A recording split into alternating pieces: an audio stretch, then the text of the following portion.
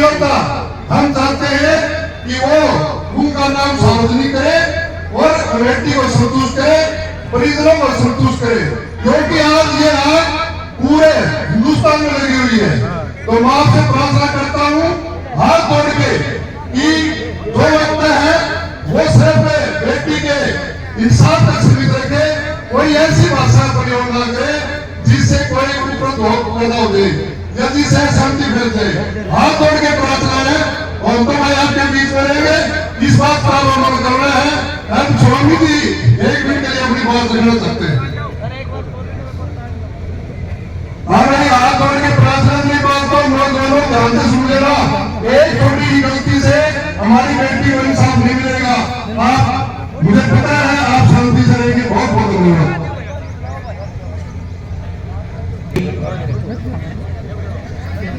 जो अपने अरमानों के साथ दरिंदों की दरिंदगी का शिकार होकर के विदा हुई है इस धरती से, उसकी आत्मा आज इंसाफ मांगती है और इस इंसाफ को दिलाने के लिए हमारी सारी खाप सरदारी, सामाजिक संगठन, राजनीतिक संगठन यहाँ उपस्थित है, हमारी मातृशक्ति उपस्थित है। मैं सिर्फ 2-3 बात आपके बीच में रखना चाहता हूँ। घटनाएं कई बार अलार्म का काम करते हैं। बेटी ने अपनी शहादत शायद इस समाज को झकझोरने के लिए दी। उसका बलिदान आज आप लोग यहाँ एकत्रित हुए बहुत कुछ कह रहा है। जो भी व्यक्ति इस घटना को सुनता है वो अंदर से कांप जाता है, जिसके अंदर इंसानियत जिंदा है। मानव का मरना उतना दुखदायी नहीं होता जितनी मानवता की मौत दुखदायी होती है। और इस पूरी घटना में मानवता संसार हुई है, मानवता की हत्या हुई है। दिल्ली में निर्भया कांड हुआ, आपने सबने देखा सुना। उसके बाद पिछले वर्ष 14 अगस्त को जो कुछ हुआ वो आपने देखा। हम एक आजाद भारत में जन्म लिए हुए व्यक्ति आजादी का जश्न मना रहे हैं, दूसरी तरफ हमारी बेटियों के साथ जो कुछ हो रहा है उसको भी देख रहे हैं। मैं तो सन्यासी हूँ, मैं पीछे आ रहा था तो शिवानी के साथी भी आप जैसे आप बैठे हुए हैं, वो भी इतनी बड़ी संख्या में वो अपनी यात्रा निकाल रहे थे, अपना दुख प्रकट कर रहे थे। किसी एक व्यक्ति ने मेरे को कहा कि बाबा जी आपको तो बालक है ना, बच्चे आपको सड़कों पर तो हम लोग उस संस्कृति के बाहर हैं जिसमें इस माँ को परमात्मा के पास दूसरा दर्जा दिया गया है, माँ का निर्माता भाव दिखाया गया है। जिस माँ को इस समाज का निर्माण करना है उसके साथ इतनी दरिंदगी की गई है कि किसी बेटे के उभरते हुए अरमानों को जिस तरह से एसिड के साथ जला करके राख किया गया है, मैं ये कह सकता हूं कि जो थोड़ा सा भी दिल रखने वाला व्यक्ति है वो पसीज गया होगा।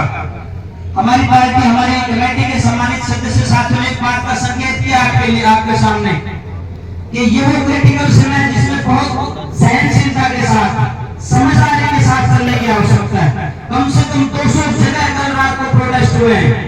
थोड़ी सी भी इधर उधर की बात जो है इस हरियाणा को जला करके राख कर देगी। आपको बहुत सावधानी के साथ चलना है। दरिंदर जैसे उन्होंने कहा 50 मीटर हो चाहे 5 मीटर की दूरी के लोग हों, सजा मिलनी चाहिए और ऐसी सजा मिले कि आने वाली पीढ़ियों की रूह बात पाए किसी बेटी की तरफ आंख उठा करके देखने के लिए भी।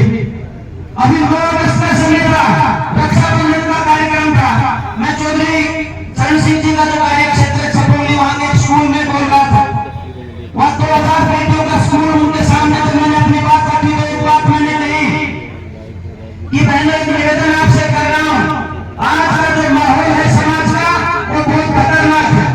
जब तुम्हारा भाई अपने हाथ की कलाई को आगे करे कि बहन मेरे हाथ की कलाई पर राखी बांध, उस समय अपने भाई की कलाई पर राखी नहीं बांधनी है, राखी साइड में रख करके उसका हाथ पकड़ करके एक प्रॉमिस उसे करना है, एक वायदा अपने भाई से लेना है कि मैं तेरी मां जाए बहन हूं, मेरा जन्म तेरी मां की कोख से हुआ है।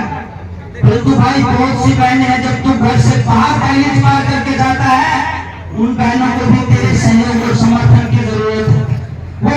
अपने भाई से ये वादा करवाए कि सिर्फ मैं नहीं, मेरी सुरक्षा नहीं, इस समाज में जितनी भी बहनें तुझे बाहर दिखाई देते हैं औरत के रूप में, यदि वो उम्र में तेरे से बड़ी है तो तेरी माँ है, तेरे से छोटी है तो तेरी बेटी है, और तेरे से बराबर की तो तेरी बहन है।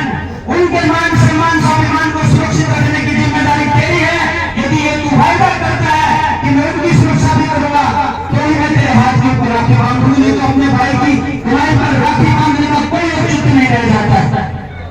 और वो भाई जो बहन अपने भाई को संकल्पित करके घर से बाहर भेजती है, वो भाई जब गली में सड़क के ऊपर खड़ा होता है, उसके पास गांव की बेटियां पढ़ने के लिए शहर में जम जाती हैं, तो उस बहन को अपने आप के ऊपर विश्वास होना चाहिए कि जब तक ये मेरा भाई मेरे पास खड़ा है, जब तक मेरे गांव का ये नौजवान मेरे पास खड़ा है, जब तक इस इलाके का ये नौजवान मेरे पास खड़ा है, कोई मेरी इज्जत और मेरे मान सम्मान को तार-तार नहीं कर सकता। ये संकल्प हमारी बहनों को, अपने भाइयों को घर में दिलवाने पड़ेंगे, तब जाकर के इन बहनों की मां की जो इज्जत और मान सम्मान बचेगा। ये घटनाएं रोज हो रही है। इस घटना ने अलर्ट का काम किया है। साथियों, जागना पड़ेगा, समाज के स्तर पर भी जागना पड़ेगा, सरकार के स्तर पर भी जागना पड़ेगा, संगठन के स्तर पर भी जागना पड़ेगा, संस्कारों के स्तर पर भी जागना पड़ेगा। आप लोग संकल्पित होकर के बहुत संयमित चलेंगे, ये मेरा निवेदन है कि संयम से काम लेंगे। आपकी कमेटी जो आपका आगे के कार्यक्रम निर्धारित करेगी, उन्हीं के अनुसार आप कार्यक्रम करेंगे। पुनः पूरे आर्य समाज की ओर से मैं बहन मनीषा को श्रद्धांजलि देता हूँ। और रात दिन हम उनके परिवार के साथ, उनके साथ खड़े हैं। जब जैसे जो ड्यूटी आप हमारे लगाएंगे, हम तन मन धन से पूरा आर्य समाज इस मोमेंट में आपके साथ हूँ।